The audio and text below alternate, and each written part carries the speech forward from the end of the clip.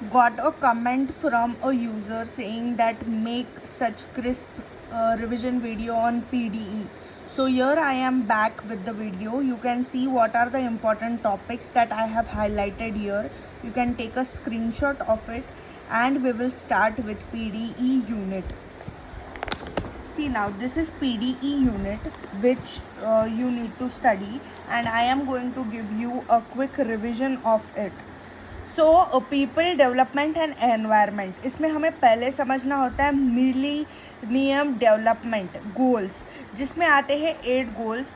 उसमें से 8 गोल्स रहते हैं हमारे प्राइमरी गोल्स. ओके, तो प्राइमरी गोल्स हमें समझने हैं जो कि 8 रहते हैं. फिर 2000 से लेकर 2015 तक गोल है, और 1990 से 2015 तक दूसरा गोल है जो कि बेस ईयर है. कौन सा? 1990 से लेके 2015.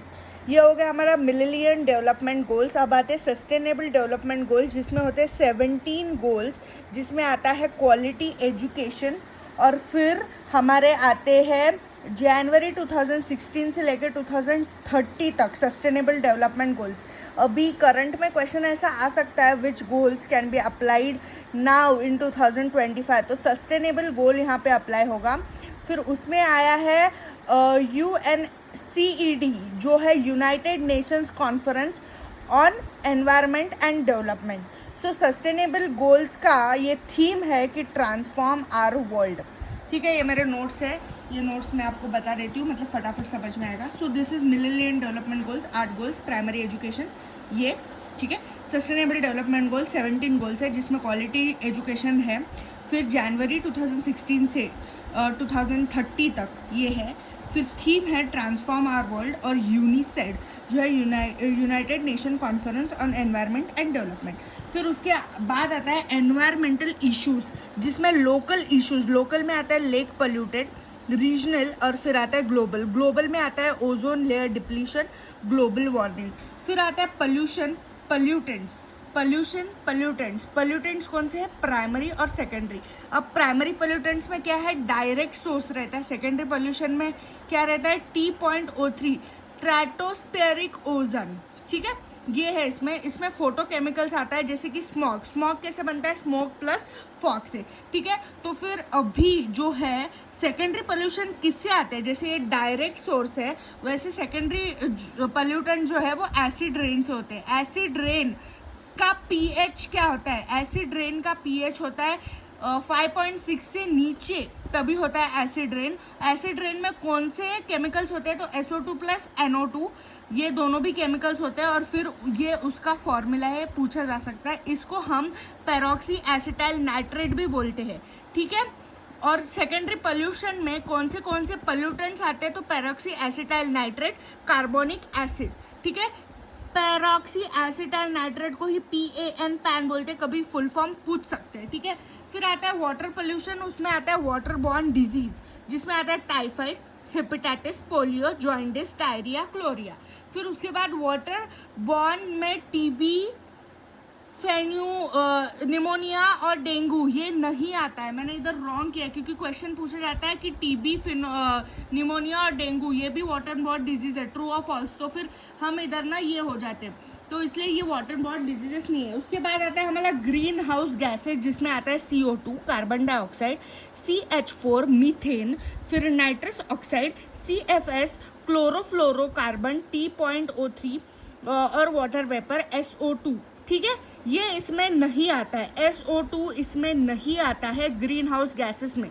तुम्हें पूछ सकते हैं क्वेश्चन डाल के कि SO2 भी ग्रीन हाउस गैसेस में आता है क्या, या फिर ये सब जो है ये ग्रीन हाउस गैसेस में आते हैं. तो तुम्हारा उधर ये नहीं होना चाहिए, कंफ्यूज नहीं होना चाहिए, इसलिए मैंने ये लिख लिया है. ठीक है, तो green house effect leads to global warming, ये याद रखना है. फिर आता है ओजोन डिप्लीशन. ठीक है, ओजोन डिप्लीशन आता है जिसमें जो है हमारा स्ट्रेटोस्फेरिक ओजोन है, उसमें CFC मतलब ये है, फिर NO2 है, नाइट्रोजन ऑक्साइड है, लीड्स टू डिप्लीशन. ठीक है, ये दो जो है ये लीड्स टू डिप्लीशन होते हैं, ये याद में रख लो. और फिर ओजोन डिप्लीशन कैसे मेजर किया जाता है भाई? तो डॉप्सन यूनिट से मेजर किया जाता है, ये हमेशा ध्यान में रखना है, एग्जाम में पूछा जाता है. उसके बाद आता है CPCB, central pollution control board. तो उसका उन्होंने मेजरमेंट दिया था, ये मैंने मेरे नोट्स में लिख लिया है, ये भी पढ़ लो। और फिर उसके बाद PM 2 प्राइमरी नहीं पर्टिकुलर मैटर ना, पर्टिकुलेट मैटर जो है 2.5 ना, ये बहुत खतरनाक होता है। जितना छोटा बॉम्ब बड़ा धमाका बोलते हैं ना, वैसे तो 2.5 जो है वो खतरनाक है। और जिसका पर्टिकुलर मैटर 10 होता है वो ज़्यादा इतना हानिकारक नहीं है। मैंने इधर लिखा भी है, जितना छोटा उतना खोटा, ठीक है। Can deeply penetrate in lungs, कौन सा particular matter 2.5 causes respiratory diseases. तो ये हमारा एक पन्ना हो गया है भाई, ये पीपल डेवलपमेंट एनवायरनमेंट का। फिर आता है नॉइस पोल्यूशन, साइलेंट जोन ये इतना डेसिमल है उसका। फिर इंडस्ट्रियल जोन इतना डेसिमल है, रेसिडेंशियल जोन इतना डेसिमल है, ठीक है। फिर वेस्ट मैनेजमेंट में 2 टाइप के वेस्ट मैनेजमेंट है, biodegradable, non biodegradable. Non biodegradable में प्लास्टिक आ जाता है, बायोडिग्रेडेबल में लैंड फिलिंग एमिट्स जैसे मीथेन आ जाता है, वेटलैंड मीथेन CH4 आ जाता है, फिर पैडी राइस फील्ड मीथेन आ जाता है, ठीक है। तो ये सब जो है मीथेन जो है वो बायोडिग्रेडेबल में आता है, ये ध्यान में रख लीजिए। फिर वेस्ट मैनेजमेंट के 4 R होते हैं, रिड्यूस, रीयूज, रिसाइकल, रिकवरी। और फिर उसके बाद हम डिस्पोज करते हैं। तो बेस्ड कन्वेंशन ट्रांसबाउंड्री मूवमेंट ये कब हुई थी? ये हुई थी 1989 में, जब हमने कंट्रोल में लाया था क्या, यही वेस्ट मैनेजमेंट। और 1997 में ये कंप्लीटली बैन हो गया। क्या बैन हो गया? यही क्या बैन हो गया? यही कि हम जो है बायोडिग्रेडेबल वेस्ट जो है हम ज़मीन में गाड़ते हैं, ये बैन हो गया। और ये किधर से स्टार्ट हुआ था? बेसल कन्वेंशन, स्विट्जरलैंड से। फिर मेडिकल वेस्ट में हमारा आ जाता है इंसिनरेशन, भस्मीकरण, ठीक है, जिसमें हम O2 मतलब ऑक्सीजन सप्लाई नहीं करते, इसलिए नॉट सप्लाई लिखा है। फिर आता है पायरोलाइसिस, सप्लाई ऑफ O2 मतलब प्लस O2, ठीक है, इधर हम ऑक्सीजन यूज़ करते। क्वेश्चन आ सकता है incineration also includes dash of the elements from the above, तो CH4 आ जाएगा, NH2 आ जाएगा, ऐसे तुमको ये देंगे। तो O2 नहीं यूज़ करते, तो तुमको फिर उसमें याद रखना है। अब रिन्यूएबल क्या है? Wind, solar, geothermal, forest, newspaper, biodiversity, ठीक है। पर नॉन रिन्यूएबल क्या है? फॉसिल्स, फ्यूल्स और कोल्स, ठीक है। तो टारगेट टिल था 2022 क्या था? 175 गीगावाट का सोलार, 100 गीगावाट विंड का भी वैसे और बायो गैस का भी वैसे, ऐसा टारगेट था हमारा of renewable sources energy only solar. तो सोलार का ही 100 गीगावाट था, बाकी का 175 था, ये ध्यान में रख लो। फिर international agreements on environment, Kyoto protocol कब आया? रूल मेड 1997, 2005 में इम्प्लीमेंट हुआ। कीटो प्रोटोकॉल 2008 से लेकर 2012 तक फर्स्ट टाइम कमिटमेंट था। फिर उसके बाद 2020 से सेकंड कमिटमेंट था। फिर उसके बाद कीटो प्रोटोकॉल के क्या है? 6 आए, GHG, ठीक है, वो मैं बाद में समझाऊंगी। मॉन्ट्रियल प्रोटोकॉल ये है ओजोन से रिलेटेड, इसको वियना कन्वेंशन भी बोलते हैं। इसमें जो है ओजोन से रिलेटेड है। ये कब गया था? पेरिस एग्रीमेंट में ये बनाया गया था, 2015 में ये बनाया था, 2020 में ये इम्प्लीमेंट हुआ। इसके फंड्स जो है वो GHG से लेस आए हैं। टेम्परेचर रेंज होनी चाहिए 1.5 से लेकर 2 डिग्री सेल्सियस, ये टेम्परेचर मेंटेन होना चाहिए। फिर आता है हमारा रियो दे जेनेरो, रियो समिट, ये हुआ 1992 में। इधर मैंने स्टार किया, मतलब ये इंपॉर्टेंट है। ये कहाँ हुआ? ब्राज़ील में हुआ था, ठीक है। और फिर इसका जो है, इसके बाद आया ISA, इंटरनेशनल सोलर अलायंस, ये वाला हमारा ये हुआ था, प्रोटोकॉल हुआ था। इसमें क्या है? क्लीन एनर्जी डेवलप का ये मोटो था हमारा। इसमें क्या हुआ? हेडक्वार्टर गुरुग्राम में हुआ है। Tropic of cancer and tropic of capricorn पे इसने ज़्यादा फोकस किया है। France president, France Hollande with Modi ji के साथ मिलके ये वाला हमारा जो प्रोटोकॉल है ये इस्टेब्लिश हुआ था। उसके बाद हम देखते हैं कि measured in India through GDP only domestic production, MDG मतलब मिलेनियम डेवलपमेंट गोल्स के 8 गोल्स है। सितंबर 2000 में हुए, अचीव करना है टिल 2015। 101 यूएन मेंबर स्टेट्स थे। एसडीजी, यूएनएससीडी जो मैंने बताया पहले, डिफाइन कैसे करते हैं, process that provides for the present generation without compromising on the needs of future generation. Theme क्या है, ट्रांसफॉर्मेशन आवर वर्ल्ड। फिर ह्यूमन एनवायरमेंट इंटरैक्शन, इकोसिस्टम, हाँ, term given by AG Stanley 1935। Ecosystem ये टर्म किसने दी है, एजी स्टैनले। ऐसा question आ सकता है, ecosystem term is coined by. फिर उसके बाद आता है ecology term by Ernest Haeckel 1869। Hotspot, high species richness and endemism threatened.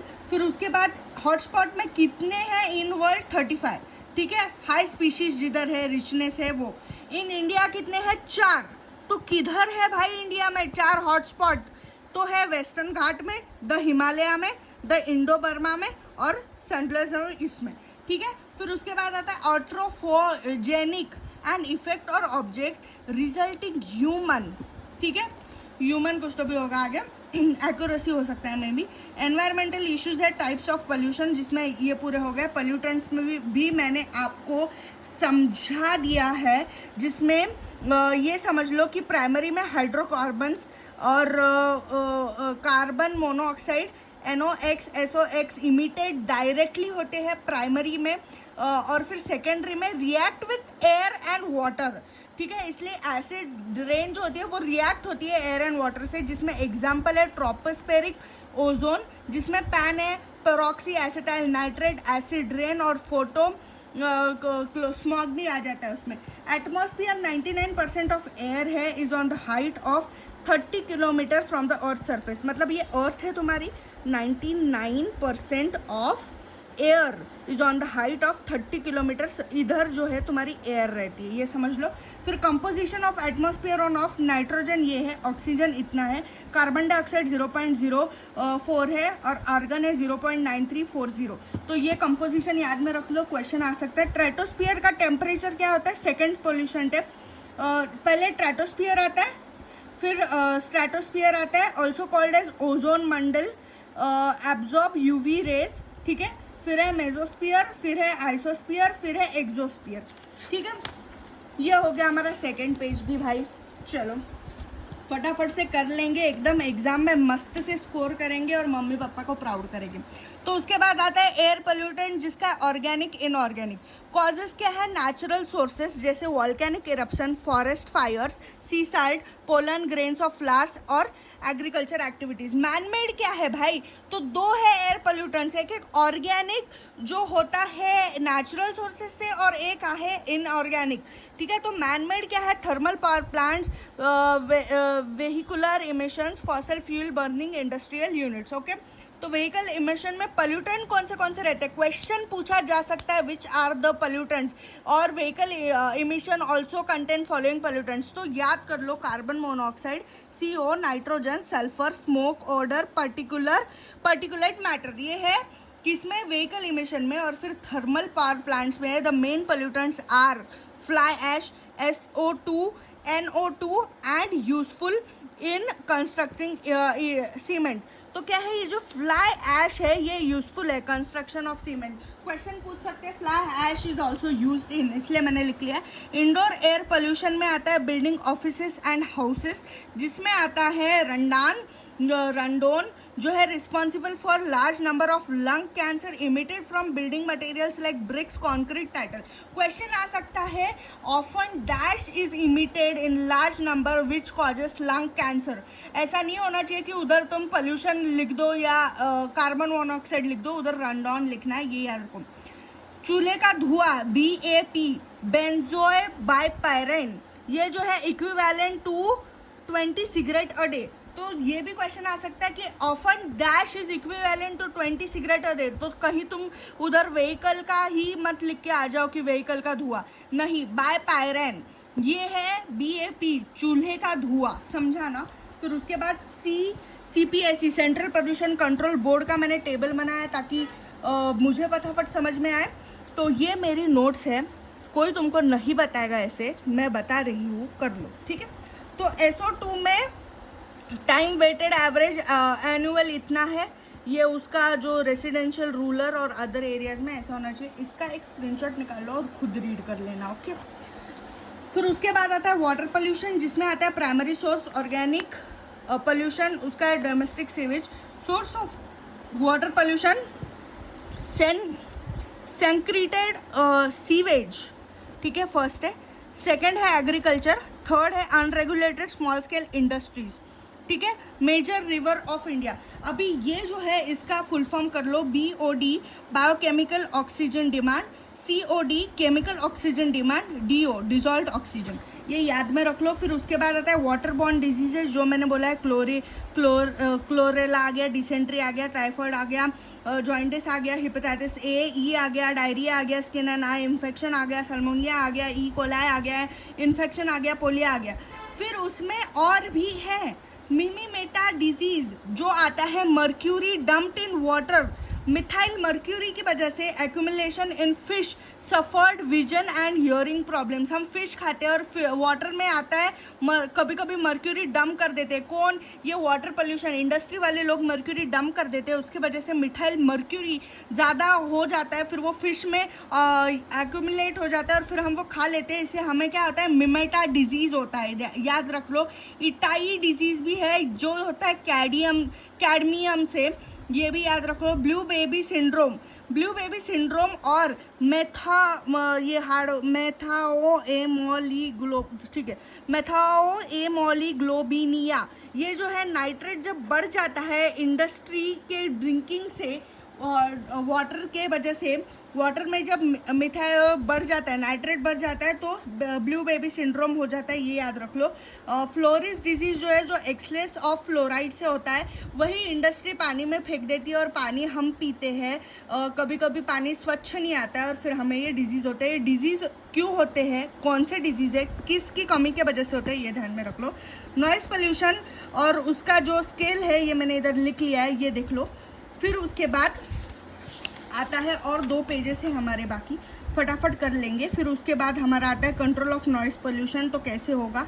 फिर ग्रीन हाउस गैसेस में ये गैसेस है, ये याद कर लो, ये रट लो, carbon dioxide, ozone, methane, nitrate oxide, chlorofluoro, water vapour, SFE, ये पूरे हो गए। फिर उसके बाद हम आएंगे इधर, जो है हमारा impact of enhance green house effect global warming, कैसे ग्लोबल टेम्परेचर बढ़ने के वजह से ये होता है, सी लेवल बढ़ जाता है फिर, और उसके बाद इफेक्ट ऑन ह्यूमन हेल्थ होता है। एसिड रेन का pH फिर से क्या होता है, 5.6 से नीचे होता है, 2.5 से ऊपर होता है, याद रख लो।